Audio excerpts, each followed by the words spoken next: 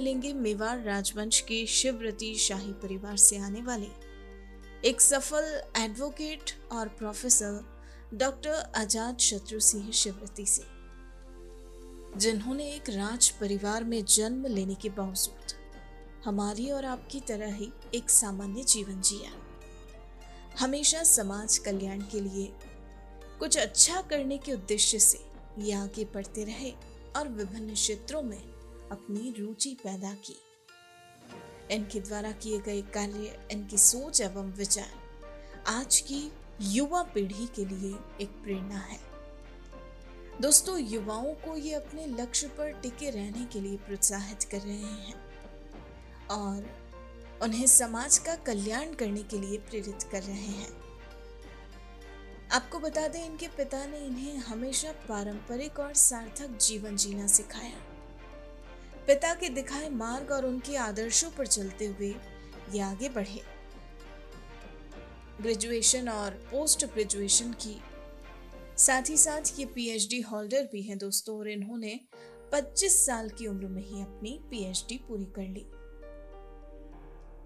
अपने कॉलेज के दिनों में दूसरे छात्रों की तरह इनकी रुचि भी क्रिकेट में थी। इन्हें 1992 में 18 वर्ष की कम उम्र में राजस्थान क्रिकेट एसोसिएशन का स्टेट पैनल अंपायर नियुक्त किया गया। 2009 में ये बीसीसीआई लेवल 1 अंपायर, 2012 में बीसीसीआई लेवल 2 अंपायर के पद पर पहुंचे और वर्तमान में ये बोर्ड स्तर के मैचों में भी अंपायरिंग कर रहे हैं। आपको बता दें, प्रोफेसर होने के नाते भी इनके मार्गदर्शन में कईयों ने पीएचडी की उपाधि प्राप्त की है। लेखन में भी इन्होंने अपनी रुचि को आगे बढ़ाते हुए राजपूत समुदाय के सामाजिक जीवन, 18वीं और 19वीं शताब्दी के मेवाड़ राजपूतों के बारे में, प्राचीन भारत के इतिहास और ऐसे ही अन्य विषयों पर 5 किताबें लिखी। वहीं समाज कल्याण की दिशा में भी ये अपना पूरा योगदान दे रहे हैं। जी हाँ, एनजीओ की स्थापना से लेकर विभिन्न तरीकों से ये समाज की लगातार मदद करते आ रहे हैं और यही नहीं, इनके द्वारा ऐसे कई सराहनीय कार्य किए गए हैं जो निश्चित रूप से हमारे अंदर भी समाज के लिए कुछ बेहतर करने का सकारात्मक भाव पैदा करेंगे।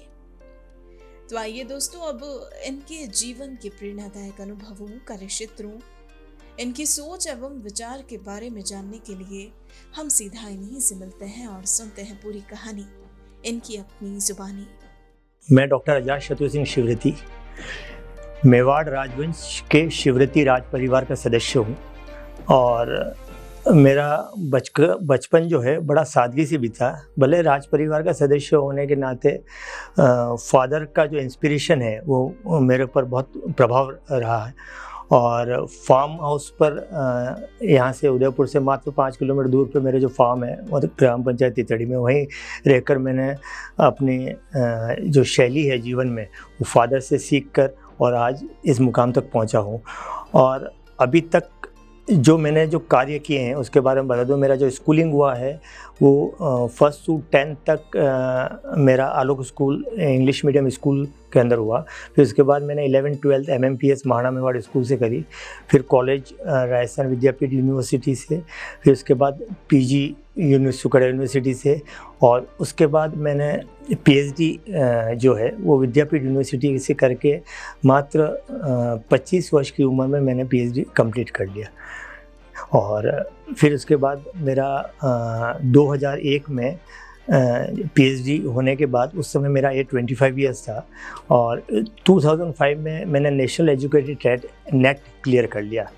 और आपको मैं बता दूं कि मैं 1992 में आई वॉज अ यूनिवर्सिटी कैप्टन। तो मैंने बहुत एक सिंपल सा आपको मैं उदाहरण देता हूँ। मेरे साथ ड्रॉबैक ये हुआ कि मैं राजस्थान अंडर 19 खेलने गया तो मुझे एक्स्ट्राज में बिठा दिया। तो मुझे बहुत बुरा लगा। आई was a opener but I was sitting outside. किसी कारणवश मैं नहीं उस का पार्ट बन पाया। तो मैंने इमीडिएटली डिसीजन लिया कि मुझे अलग फील्ड में जाना पड़ेगा। तो मैं BCCI एम्पायरिंग के लिए मैंने क्वालिफिकेशन के आधार पर मैंने नॉर्म्स देखे और सिर्फ 18 साल की एज में मैं 1992 में मैं राजस्थान क्रिकेट एसोसिएशन का स्टेट पैनल एम्पायर बन गया। फिर आगे चलते चलते 2009 में मैं BCCI लेवल 1, देन 2012 में BCCI लेवल 2, और आज मैं बोर्ड के मैचेस भी करता हूँ। और मेरा जो लाइफ है, एकेडमिक लाइफ है, मैं कॉलेज में, यूनिवर्सिटी में आया, मैं professor, 9 scholar has been awarded PhD under my supervision. 9 scholar मेरे अंडर में PhD कर चुके हैं, और आगे भी एक लिंगनाथ ने चाहा तो चलता रहेगा। जो भी यंगस्टर्स क्रिकेट खेलना चाहता है और किसी कारणवश क्रिकेट के अंदर उस मुकाम पे नहीं पहुंच पाता है, तो मैं उनको एक सिंपल सा एक मेरे सुझाव मैं देना चाहता हूं कि वो या तो एम्पायरिंग लाइन में या स्कोरिंग लाइन में। Is a very easy line.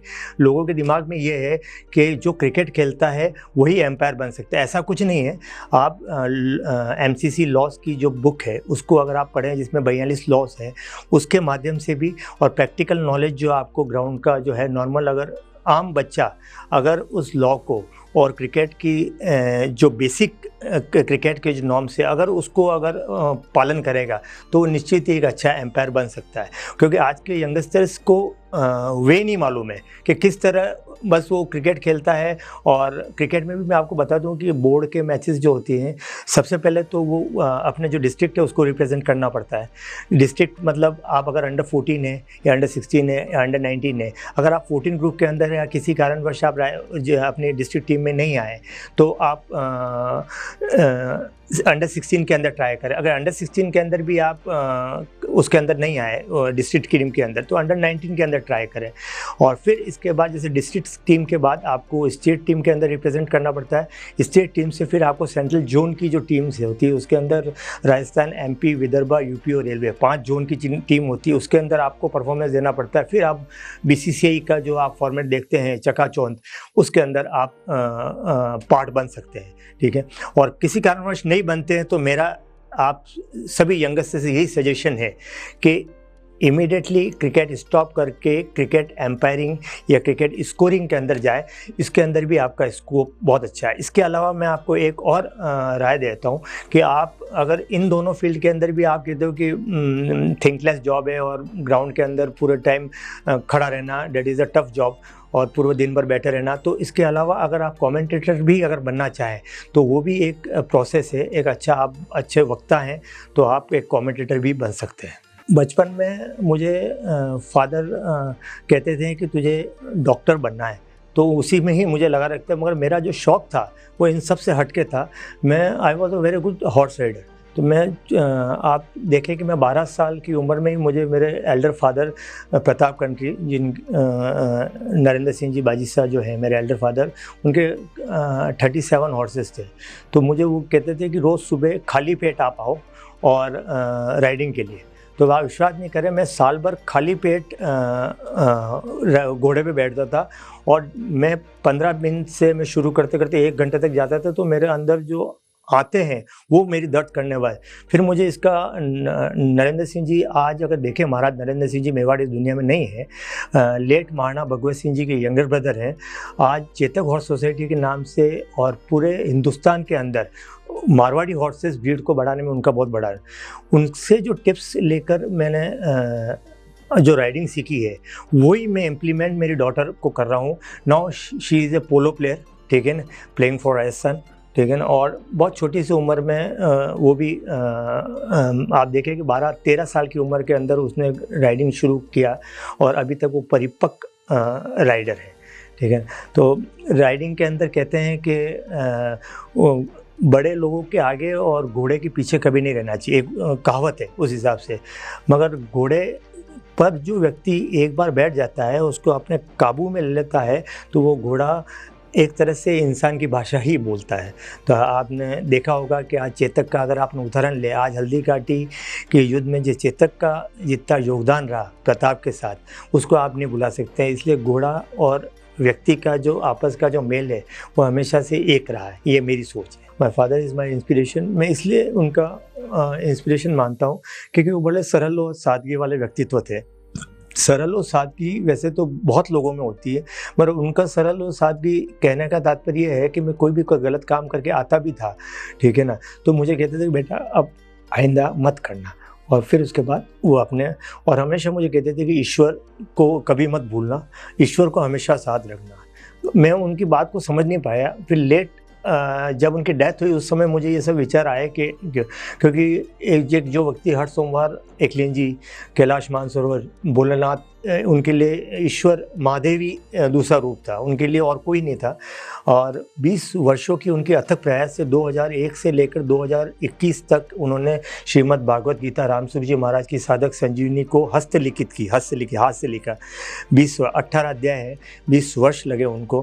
कहते हैं कि अगर कोई सिविलियन अगर भागवत लिख देता है तो उसकी मौत निश्चित है। तो अंतिम अध्याय मैंने लिखने के लिए बहुत टाइम लिया, मगर उस समय कोरोना आ गया था और फिर उन्होंने कहा कि मैं लिख ही देता हूँ, और उस कोरोना काल के अंदर वो देवलोक हो गए। और उसके अंदर मुझे एक याद है, जहाँ उनकी जगह थी जहाँ वो भागवत लिखते थे, तो मैं एक बार अचानक चले गया। सुबह से शाम तक वो लिखते थे, तो अंदर मैंने देखा कि वो किसी आध्यात्म में किमाड़ बंद था और किसी से बातें कर रहे थे। तो मैंने किमाड़ खटखटाया तो कोई जवाब नहीं आया, वो बात में इतने लीन थे। फिर उसके बाद वापस मैंने उस किमाड़ को खटखटा के पूछा, मैंने कहा दाता हुक्म। फिर वो आए, तो फिर मैंने पूछा दाता हुक्म आप किससे बात कर रहे थे? तो उनका एक ही शब्द था कि ईश्वर से। फिर मैं उनके पैर छू के फिर मैं मेरा कॉलेज चला गया। तो उनसे मैं बहुत इंस्पायर हुआ, और उन्होंने मुझे बचपन में कहा था कि तुझे डॉक्टर बनना है। तो मैं कहा कि मैं कोशिश करूँगा। मैं अप टू द 12th तक, 10th में मेरे 68% बने, फिर 12th में मेरे 45% साइंस बायो में बने। मैंने कहा कि मैं अब नहीं बन सकता, मगर आपने कहा वचन है कि डॉक्टर बनना है, तो मैं बहुत जल्दी डॉक्टर बन जाऊँगा। फिर मैंने बीए के अंदर टॉप किया, फिर एमए गोल्ड मेडलिस्ट हुआ, और बहुत यंग एज के अंदर, मैं 25 ईयर्स की एज में मैंने पीएचडी करके मैं डॉक्टर बन गया। वो खुश हुए, पर वो जो सेटिस्फेक्शन उनको जो एमबीबीएस डॉक्टर के लिए था वैसा उनको सेटिस्फेक्शन नहीं था। मगर ठीक है, मगर जैसा भी उनके आशीर्वाद से आज मैं डॉक्टर हूँ। क्रिकेट मेरे खून में है, क्योंकि आप देखें कि मेरे परिवार के सदस्य लेट महाराणा भगवत सिंह जी मेवाड़ ने राजस्थान के अंदर क्रिकेट को इंट्रोड्यूस किया है। अब आप पूछेंगे लेट महाराणा भगवत सिंह जी मेवाड़ कौन? मैंने कहा आज जो महाराणा महेंद्र सिंह जी और अरविंद सिंह जी मेवाड़ है उनके फादर, ठीक है। तो और मेरे फादर के अंकल हैं महाराणा भगवत सिंह जी। तो क्रिकेट उन्होंने शुरू किया, और इंट्रोड्यूस करने के बाद मेरे फादर क्रिकेट खेले, तो और मैंने उनको हमेशा से खेलते हुए देखा है। और आज एक बहुत बड़ा नाम है उनका क्रिकेट के अंदर भी। तो उनसे इंस्पायर होकर मैंने यूनिवर्सिटी कैप्टन बना, और यूनिवर्सिटी कैप्टन बनने के बाद मैं किसी कारणवश अंडर 19 जो राजस्थान के जो टीम होती है, कूच बिहार ट्रॉफ़ी कहते हैं, उस कूच बिहार ट्रॉफ़ी के अंदर मेरा सिलेक्शन राजस्थान की 15 में हो गया, और मैं उसका पार्ट नहीं बन सका 11 में। तो मैंने इमीडिएटली क्रिकेट छोड़ के और फिर अपने एम्पायरिंग जॉब के अंदर चला गया। फिर उसके बाद मैंने गर्ल्स क्रिकेट 1998 में पकड़ा।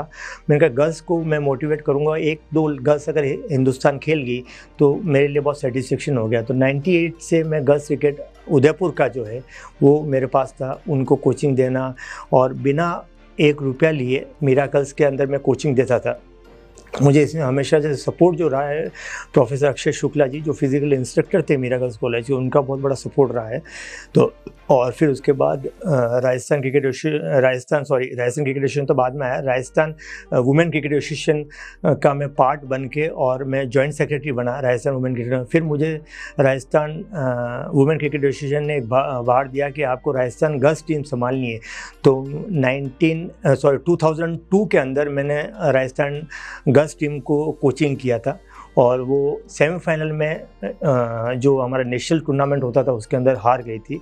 और आज आप देखें कि कम से कम 10 गर्ल्स जो हैं मेरे द्वारा जो सिखाई गई है, वो आज कहीं ना कहीं राजस्थान और इंडिया को रिप्रेजेंट कर रही है। जिसके अंदर आप देखें कि नरगिस राठौड़, शाबाना खान, तैमीना, फिर तारा रानावत, सोनल कलाल, ऐसे खूब सारे गर्ल्स हैं जो आज उस मुकाम पे पहुंची है। उनको कोचिंग का जो बार है वो मेरी तरफ से मिला है। मगर ठीक है, बच्चियाँ खेलें, आगे बढ़े, नाम करें, मेवाड़ का नाम करें, साथ साथ उनके परिवार का नाम करें, कोच का नाम तो अपने आप ही हो जाए। मैंने आप पूर्व में बताया था कि मैंने 2001 में पीएचडी कर ली, और फिर उसके बाद मेरी जो लेक्चरशिप थी वो अलग अलग कॉलेज के अंदर चलती रही। पहला मैं बीएन गर्ल्स का पार्ट बना, फिर उसके बाद मैं राजस्थान विद्यापीठ का पार्ट बना, फिर मैं मीरा गर्ल्स का पार्ट बना, फिर अभी पैसिफिक का पार्ट हूँ। और अभी तक मेरे अंडर में 9 स्कॉलर पीएचडी हो चुके हैं। 9 scholar has been PhD under my supervision, और अभी 3 और स्कॉलर्स अभी एफिलेटेड है मेरे से, और बहुत जल्दी उनकी पीएचडी हो जाएंगी। इसके साथ साथ मेरी अभी तक 5 बुक्स आ चुकी है, जिसके अंदर राजपूतों का सामाजिक जीवन, 18वीं 19वीं शताब्दी, social life of Mewar Rajput, प्राचीन भारत का इतिहास, उसके अलावा शिवरती का कुटुंब कबीला। अभी एक मेरी और प्रोफेसर जीएल मेनारिया की एक संयुक्त लिखी हुई बुक आ रही है, मेवाड़ नाथ भगवान एकलिंग जी, ऐतिहासिक बुक है। उस बुक के बारे में बता दूं, अभी तक उस बुक के अंदर 15 जो शीर्ष व्यक्तित्व हैं आज हिंदुस्तान के, उनका संदेश आ चुका है। मैं शुरुआत करता हूँ मेवाड़ से, अरविंद सिंह जी मेवाड़, फिर महाराजा करण सिंह जी कश्मीर, महाराजा गज सिंह जी जोधपुर, ज्योतिरादित्य सिंधिया कुमारी, फिर उसके बाद आप आ जाए वसुंधरा राजे सिंधिया, फिर उसके बाद अशोक जी गहलोत, विधानसभा अध्यक्ष सीपी जोशी जी, फिर महाराव पद्म भूषण डॉक्टर रघुवीर सिंह जी सुरई, फिर गजेंद्र सिंह जी शेखावत, डॉक्टर गिरजा व्यास, Gulab Chand ji Kataria, Kalraj Mishra governor, professor Dilbag Singh ji, professor KS. Gupta साहब, ऐसे सभी का संदेश इस बुक के लिए आ चुका है। और मेवाड़ नाथ भगवान एकलिंग जी ने चाहा, बुक उन्हीं के नाम से है, तो इस बुक का विमोचन माननीय प्रधानमंत्री मोदी जी से कराने का मेरा इच्छा है। और अब तक मैं कोरोना काल के अंदर, आप नहीं माने कि अगर आप कोरोना काल में वीडियो कॉन्फ्रेंसिंग के जरिए जो कॉन्फ्रेंस होती है उसका अगर जनक अगर आप मुझे कहें तो अतिशयोक्ति नहीं होंगी, क्योंकि मेरे द्वारा कम से कम इस कोरोना काल में 40 से 45 कॉन्फ्रेंस, सेमिनार, वर्कशॉप आयोजित की जा चुकी है, जिसके अंदर हिंदुस्तान के जाने माने इतिहासकार, आप प्रोफेसर दिलबाग सिंह जी, प्रोफेसर इरफान हबीब, रूबीना थापर, फिर आप इधर रामचंद्र गुहा, फिर महाराव रघुवीर सिंह जी, महाराजा करण सिंह जी कश्मीर, ऐसे कई व्यक्तित्व इस कॉन्फ्रेंस का पार्ट बन चुके हैं। मतलब जिससे कि क्या है कि इतिहास लोगों तक पहुँचे। आज हल्दीघाटी युद्ध का विजेता प्रताप है, और निश्चित ही हल्दीघाटी युद्ध का विजेता प्रताप है। मैं अगर आप मुझे समय दें, मैं 1 मिनट के अंदर मैं आपको इस हल्दीघाटी युद्ध के 5 खंड के अंदर मैं बता दूंगा कि हल्दीघाटी युद्ध का विजेता प्रताप किस तरह का रहा है। पहला खंड अगर ले कि बदायूनी जो अकबर का इतिहासकार था और अकबर का सेनापति था, वो स्वयं उस युद्ध के अंदर मौजूद था। वो स्वयं लिख रहा है, अजातशत्रु नहीं लिख रहा है, वो स्वयं ये लिख रहा है कि हरावल में प्रताप की सेना ने इतना तीव्र युद्ध किया कि मुगल सेना 7 किलोमीटर पीछे मोलाला तक चलेगी। मोलाला कहाँ? जहाँ मुगल उनका कैंप लग रहा था, वहाँ तक। अजातशत्रु ने लिखा, किसने लिखा? बदायूं ने। ये पहला खंड। दूसरे खंड में अगर आप आए तो हल्दीघाटी युद्ध में प्रताप ने अपने चेतक पर सवार होकर मानसिंह के जो हाथी था उस पर पैर रखकर और उस पर वार किया। महावत आगे आ गया और मानसिंह पीछे रहा। जब युद्ध होता है, जैसे आपके और मेरे बीच जो युद्ध होगा, मॉब होता है, उसमें भीड़ होती है, उसमें पता नहीं लगता कौन किसको मार देगा। तो उस भाले से जैसे ही महावत आया तो प्रताप को ये लगा कि मानसिंह भी मारा गया, तो वो उस युद्ध से चले गए। जिस व्यक्ति का हाथ आप देखें दिवेर के अंदर, जिस व्यक्ति ने बेलोर खां को घोड़े से काट दिया, उस व्यक्ति का हाथ इतना कमज़ोर तो नहीं होगा। उसने सोचा कि महावत के साथ मानसिंह भी मारा गया और वो युद्ध से निकल गया। तीसरा खंड में मैं आता हूँ कि युद्ध के बाद मानसिंह गोगुंदा में रहा। उसने उस महल के चारों तरफ 20-20 फीट खाई खुदवाई और इतना डराव महसूस करने लगा। महीने भर रहा क्या, मगर इससे आप एनालिसिस करते हैं कि हारा हुआ व्यक्ति जो है वो किस तरह अपने को दुबक कर एक उसके अंदर काल कोठरी के अंदर बंद किया। चौथा खंड है कि जैसे ही हल्दीघाटी युद्ध के बाद वो वापस अपने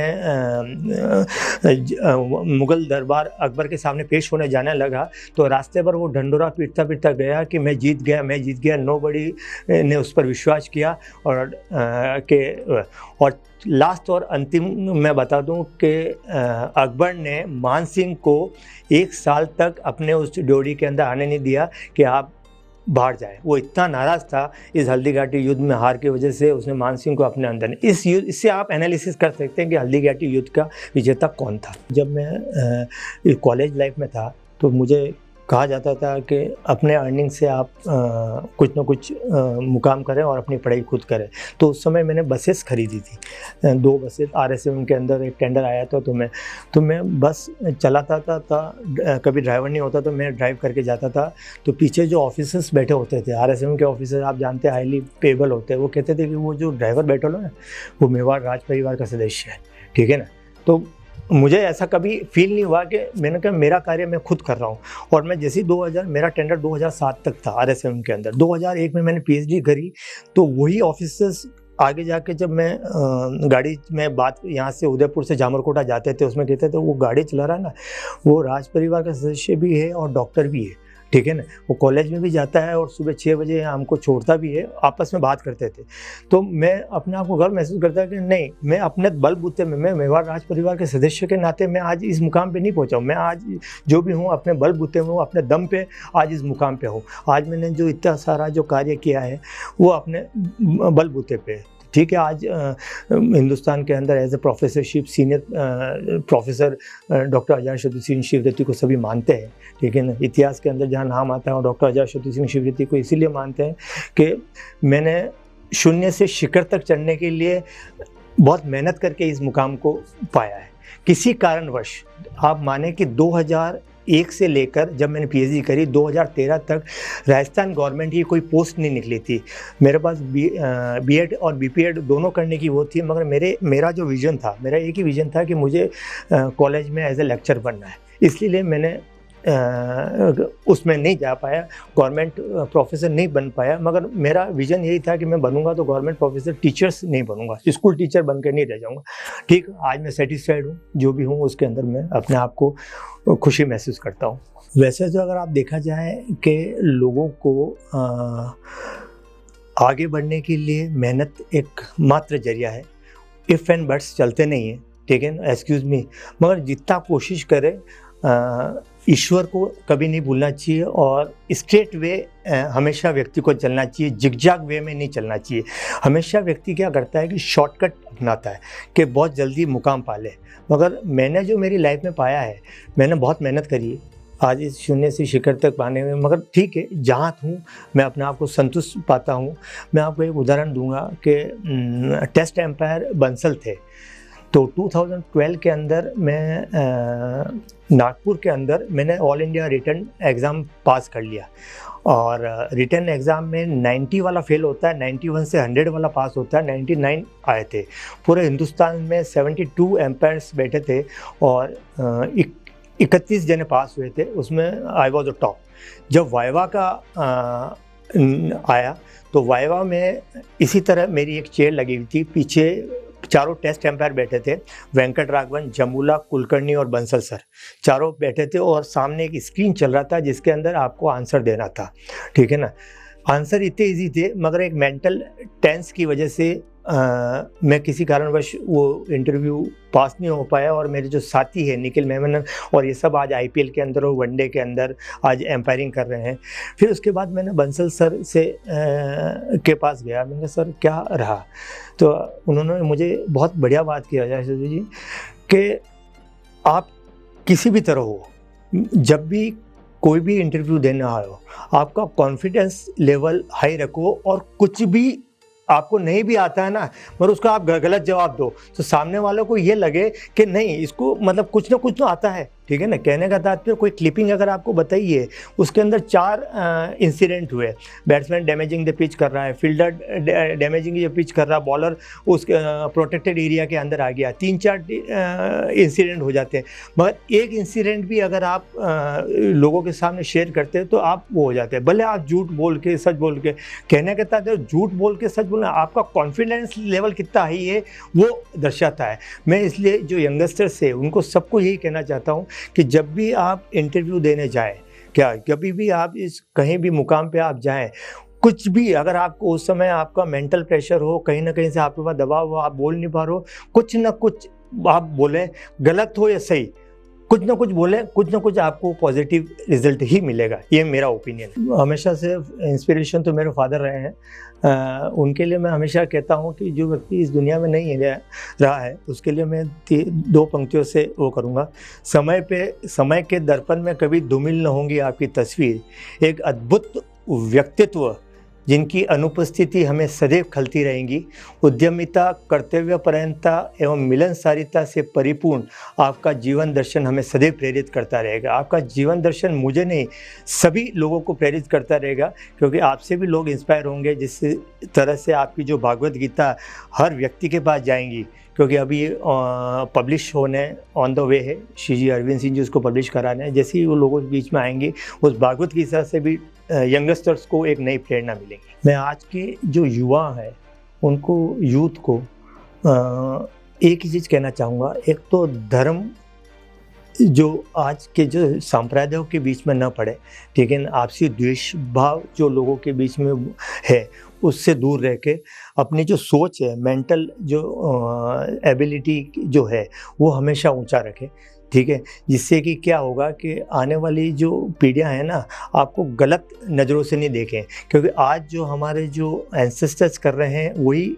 हम जैसे लोग कर रहे हैं, और हमारे से युवा सीखता है, और आप ही युवा से आने वाले जो यंगस्टर्स है वो सीखेंगे। इसलिए मैं युवाओं को यही कहता हूँ कि आप कभी भी गलत राह में, किसी के भड़काने में या किसी के दबाव में कोई भी ऐसा कोई स्टेप नहीं उठे जिससे आपका तो नुकसान हुई, कम से कम आपके देश का नुकसान ना हो। ये क्योंकि हमेशा से आप देखें कि सबसे पहले आदमी के अपने प्रति कर्तव्य होते हैं, फिर परिवार के प्रति, फिर समाज, फिर देश। पहले अपने प्रति कर्तव्य है कि आप अपना जो दिमाग है अपने आप को ब्रॉड करें, आपकी जो सोच है वो ऊंची रखें।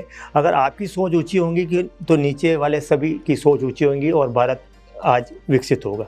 मैंने 2005 के अंदर फादर से इंस्पिरेशन होकर मैंने एनजीओ बनाई थी, जिसका नाम था महाराज शत्रुदमन सिंह जी शिवदत्ती विद्यापीठ संस्था। मैंने जब एनजीओ बनाई थी, मैंने उस समय ये नहीं सोचा था कि मैं समाज के लिए कुछ कार्य करूँगा। उस समय मैंने मेरा निजी हित सोचा। आज वो निजी हित जो है वो समाज के लिए काम आ रहा है। निजी हित ये सोचा कि राज परिवार के सदस्यों के आगे अगर आप देखें तो उनकी जो पदवी है, जिन्होंने इतना त्याग बलिदान आज देश के लिए किया, मेवाड़ के लिए किया, उनके आज जो डेजिग्नेशन है, उनका जो पद है, वो आज तक आप नहीं देख पाएंगे। आप इवन देख लें कि महेंद्र सिंह मेवाड़, उनका जो पद है वो आज सुशोभित नहीं होता है अखबार में, महाराणा महेंद्र सिंह जी मेवाड़। अरविंद सिंह जी मेवाड़ जिनका जो पद है, श्री जी अरविंद सिंह जी, वो नहीं होता है। हमारे सब अंकल्स, फादर्स, सबका जो पद है महाराज, वो इसके अंदर वो नहीं होता। तो मुझे एक बहुत बड़ी क्लिक हुआ कि मैंने कहा किस तरह मैं फादर का नाम जो डेजिग्नेशन है उसको मैं एज इट इज़, जो पुराना जो परंपरा आज 1000 वर्ष की जो मेवाड़ की जो परंपरा है, राजा रामचंद्र जी से लव के वंशज, लव से सुमित से बप्पा रावल से रावल रतन सिंह से हमीर से प्रताप से राज सिंह, महाराणा संग्राम सिंह सेकंड, महाराणा भगवत सिंह जी मेवाड़ तक। मैंने कहा किस तरह मैं ये सब पद जो है वो एज इट इज़ रखूँ। तो उसके लिए मैंने जो छोटा सा प्रयास किया, मैंने एनजीओ बनाई फादर के नाम से। उसके अंदर मैंने लिखा महाराज शत्रु, उनके पद को सुशोभित करते हुए महाराज शत्रुदमन सिंह जी शिवदत्ती विद्यापीठ संस्थान, पूरा का पूरा नाम। और आज 2005 में उसको रजिस्ट्रेशन करा दिया। इंस्पिरेशन तो था ही फादर का, तो मैंने आज रजिस्ट्रेशन करा दिया। आज वो जो एनजीओ है वो बाल श्रमिक स्कूल उसके अंदर चल रहा है। उसके अलावा स्कूल्स चल रहे हैं, और कोई भी जो कॉन्फ्रेंस, सेमिनार, जो वर्कशॉप होती है वो इसी एनजीओ के माध्यम से होती है। उसके अलावा इसके अंदर बहुत से क्रिकेट टूर्नामेंट है, इवन गर्ल्स, वेटरन्स, सभी इस एनजीओ के माध्यम से हो चुके हैं। और इस एनजीओ में पिछले 8 सालों से एक सबसे बड़ा जो प्रतिष्ठित सम्मान है मेवाड़ का, प्रताप गौरव सम्मान, वो हर वर्ष मैं एक ऐसे इतिहासकार को देता हूँ जिन्होंने इस मेवाड़ के लिए कार्य किया। अब तक जो ये सम्मान है वो स्वर्गीय डॉक्टर राजशेखर व्यास, स्वर्गीय प्रोफेसर के.एस. गुप्ता साहब, स्वर्गीय डॉक्टर देवीलाल जी पालीवाल, फिर उसके बाद आप ब्रजमोहन जावलिया जी वरिष्ठ इतिहासकार हैं, फिर professor Chandrashekhar Sharma, professor G L. Manaria, professor Girishnath Mathur. अभी वर्तमान में ये सम्मान प्रोफेसर देव कोठारी जो राजस्थान साहित्य अकादमी के अध्यक्ष हैं उनको मिल चुका है। तो एनजीओ अच्छा कार्य कर रहा है। और इसके अलावा मेरा न्यूज़ चैनल भी है udaipurinsits.com, जिससे मैं लेक सिटी प्रेस क्लब का मैं मेंबर भी हूँ। udaipurinsits.com के अंदर हमारा जो कार्य रहता है, हमारी एक पूरी टीम है जिसके अंदर आबू टाइम्स भी एक न्यूज़ चैनल है, उसको मेरा जो कलीग है संजय अग्रवाल वो चलाता है, और udaipurinsits.com का चीफ एडिटर में हूँ। उसके अंदर अभी तक जो इंटरव्यूज़ हैं वो एक डेढ़ घंटे के जो इंटरव्यूज़ हैं सभी बिग डिग्निटीज से अपन ले चुके हैं, जिसके अंदर आप देखें कि प्रताप सिंह जी खाचरियावाद से, वैभव जी गहलोत से, फिर उसके बाद आपके गजेंद्र सिंह जी शेखावत से, डॉक्टर विधानसभा अध्यक्ष CP जोशी जी के 1.5 घंटे के इंटरव्यू, ऐसे महाराजा करण सिंह जी कश्मीर पद्म भूषण उनसे, महाराजा गज सिंह जी जोधपुर से, और सभी स्कूल्स ऑनर से, सभी जो कोरोना के अंदर जो नर्सेस और कंपाउंडर्स जो काम कर चुके डॉक्टर्स का, उनसे उनके इंटरव्यूज़ उसके अंदर न्यूज़ चैनल में मिलेंगे। इसलिए व्यक्ति में कुछ न कुछ करने की अगर इच्छा शक्ति हो ना, तो उसके लिए हर कार्य, मुझे बहुत से जन कहते हैं कि आप इतना सारा कार्य किस तरह मैनेज करते हैं, ठीक है। अगर आदमी में अगर इच्छा शक्ति हो तो वो सब कार्य हो जाते हैं। और आपका सबसे बड़ा चीज़ है कि you should be a positive, ठीक है ना। और कभी व्यक्ति को शॉर्ट फॉर्म में के अंदर कभी भी नहीं जाना चाहिए, हमेशा लॉन्ग कट अगर आप अपनाएंगे तो ही आप अपने मुकाम पे, आपका जो उद्देश्य है, मोटो है, वहाँ तक आप पहुँच पाएंगे। मैं सभी व्यूअर्स को यही कहना चाहता हूँ कि आज जो आपने मेरी कहानी से जो भी आप इंस्पायर लें या नहीं लें, ये आपके ऊपर निर्भर करता है, मगर मैं आपको एक ही चीज़ कहना चाहता हूँ कि जो भी कार्य करें, ठीक है ना, खुलकर करें और अपनी संतुष्टि पूरी। पहले मैंने आपको यही कहा कि आप सेटिस्फेक्शन हो जाए, कार्य अपने आप होते रहेंगे, ठीक है ना। इसलिए वो क्या सोचेगा, दूसरा क्या सोचेगा, उसके बारे में कभी मत सोचिए। मैं आज मैं आपको एक छोटा सा एक और उदाहरण देता हूँ। मैं कभी कभी क्या है कि मैं इतने सारे मेरे आगे से आगे कार्य रहते हैं, मैं सुबह कॉलेज जाता हूँ, फिर अब मैं आपको बता दूँ कि मैंने LLB LLM भी कर रखा है, ठीक है ना। तो मुझे एडवोकेट की सनत के लिए भी लोग कहते हैं कि आप ये भी काम करें। मैं कोशिश करके मैं जितना कर सकता हूँ करा। I am a PhD, I am a NET, I am MBA, I am LLB, I am LLM, I am BCCI Cricket Empire, I am running NGO, फिर I have got a guiding license। आपको बता दूं, जो Rajasthan tourism development corporation द्वारा जो दिया जाता है ग्रीन कार्ड, वो भी मुझे मिल चुका है। मैं सैटरडे संडे जो मैं वर्क, जो आदमी बिल्कुल खाली दिमाग बैठा रहता है, मोबाइल चलाता है, उनको मैं कहना चाहता हूँ कि मैंने ये ग्रीन कार्ड क्यों लिया। मैंने सोचा कि 2 दिन में मैं बिल्कुल खाली बैठा रहूँगा तो मैं अंग्रेज़ों से किस तरह मुकाबले होऊंगा, तो मैंने इसके लिए ग्रीन कार्ड लिया।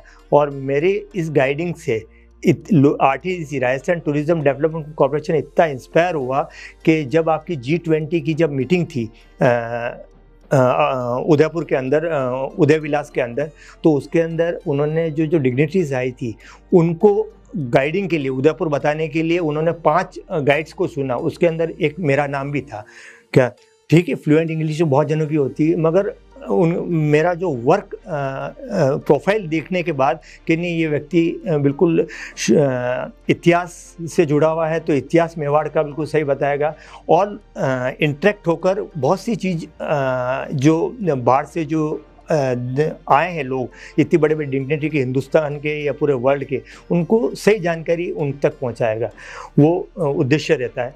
तो इसलिए मैं आपको ये कह रहा हूँ, कभी शॉर्टकट ना अपनाकर हमेशा लॉन्ग कट अपनाएं, हमेशा जिगजैग वे में न चले, हमेशा स्ट्रेट वे में चले, जब भी आप अपने मुकाम पे पहुँचेंगे। और पहला व्यक्ति का अपने प्रति कर्तव्य है, फिर दूसरे की बातें। आप अपने प्रति जो कर्तव्य है वो निष्ठा से निभाए, यही मैं आपसे वो करता हूँ। और मेरे कहानी से अगर इंस्पिरेशन है तो कोई ना कोई, मैं तो ये चाहता हूँ कि कुछ ना कुछ आप बने। अगर आप कॉलेज लेक्चर ना बन सके तो कहीं ना कहीं गाइड बन जाए, वो ना बन सके तो कहीं ना कहीं एक अपना NGO खोल दे, वो भी ना बन सके तो एक क्रिकेटर बन जाए, क्रिकेटर ना बन सके तो एक एम्पायर बन जाए, एम्पायर ना बन सके तो अपना कोई छोटा मोटा जो स्टूडियो है या कोई भी ऐसा कुछ कहानी ऐसी जो अभी आज वर्क मॉप जो कर रहा है वैसा कार्य कर रहे हैं। कुछ ना कुछ लाइफ के अंदर हमेशा करते रहेंगे तो आप हमेशा अपना जो मुकाम है, आपको जो सेटिस्फेक्शन मिलेगा, छोटी सी लाइफ है ज़िंदगी के अंदर, उसके अंदर जितना अच्छा करके जाए वो आपके लिए बेहतर होगा। लोग क्या सोच रहे हैं उसके बारे में न सोचें। सभी को धन्यवाद और वर्क मॉप को भी धन्यवाद।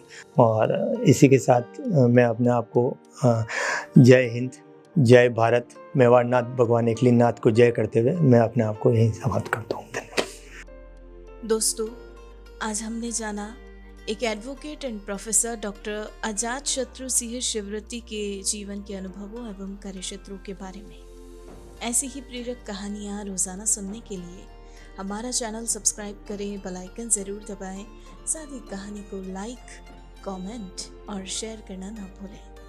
अब आप भी बन जाइए भारत की प्रोफेशनल कम्युनिटी की आवाज़ और सुनाओ अपनी कहानी, बनाओ अपनी पहचान की इस मुहिम से जुड़कर अपने जीवन के अनुभवों, करियर यात्रा, अपने उत्पादों एवं सेवाओं के पीछे की वास्तविक कहानी से देशवासियों को प्रेरित करें और अपनी एक नई पहचान बनाएं। Tell your story, inspire and build your brand with the power of video. जय हिंद, जय भारत।